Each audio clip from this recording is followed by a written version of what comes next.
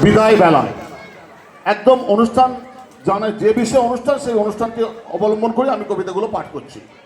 অবশ্যই কবিতা পাঠ। বিদায় বেলায় চাই না এমন আসুক ফিরে, বিদায়ের সে ক্ষণ মন মহুমায় থামবে হঠাৎ প্রেমের গুঞ্জরণ।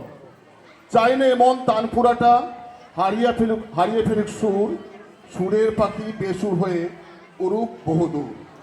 চায় না এমন জ্যোৎস্না রাতে যাক হারিয়ে তারা, রূপলি চাঁদ হঠাৎ করে হবে আলো ভাড়া।